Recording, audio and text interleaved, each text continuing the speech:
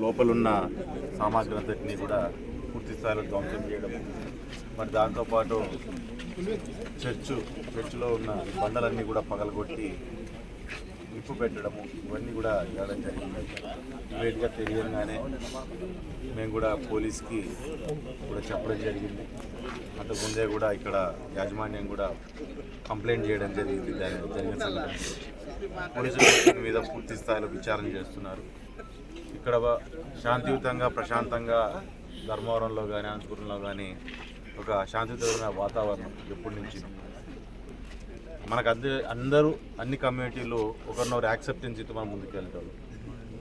ముందు గతంలోనే వెళ్ళాం, ఇప్పుడు కూడా అదే యాక్సెప్టెన్సీనే ఉంది.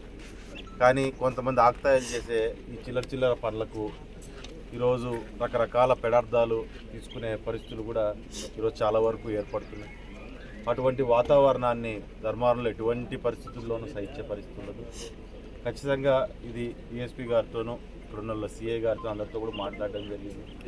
వారు కూడా ఈ విషయం పట్ల పూర్తి స్థాయిలో విచారణ చేస్తామని చెప్పి మాట ఇవ్వడం జరిగింది. దాంతోపాటు విచారణ కూడా చేస్తున్నారు. ఎట్టి పరిస్థితుల్లో ఇటువంటి సమస్యల్ని లేకుంటే లేనిపోని అపోహల్ని క్రియేట్ చేయడానికి చేస్తున్న పనులు ఏవైతే ఉన్నాయో ఖచ్చితంగా వాళ్ళందరినీ కూడా ఖచ్చితంగా కఠిన చర్యలు తీసుకోవాలి అని చెప్పి కూడా వాళ్ళకి చెప్పడం జరిగింది. వారు కూడా దాని మీదనే దర్యాప్తు కొనసాగిస్తున్నారు. కానీ దయచేసి ఇటువంటి చిన్న చిన్న సంఘటనలు జరుగుతూ మనకు ఎన్నో విభేదాలు కానీ పదార్థాలు కానీ లేకుంటే ఇవన్నీ వచ్చేలాగా మనసుల్లో ఒకరి మీద ఒక రకమైన ఆలోచనలు వచ్చేలాగా ఇటువంటి కార్యక్రమాలు చేస్తున్న వాళ్ళందరినీ కూడా ఎక్కడికక్కడ ఖచ్చితంగా పట్టుకొని ఇటువంటి కార్యక్రమాలన్నింటినీ కూడా ఖండించాల్సిన అవసరం ఉంది. ఎందుకంటే చర్చ్ అనేది ఇక్కడ ఏమి వీళ్ళు ఏదో బిజినెస్ చేసుకోవడానికి ఇంకో దానికో కాదు.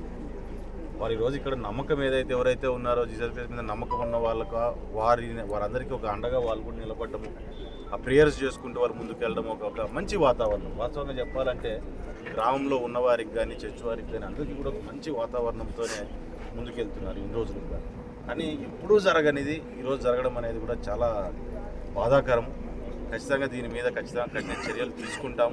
ఖచ్చితంగా దగ్గరలో చేసిన వాళ్ళు ఎవరనే వాళ్ళని కూడా ఖచ్చితంగా పట్టుకొని వారందరి మీద కూడా తగిన చర్యలు తీసుకుంటాం.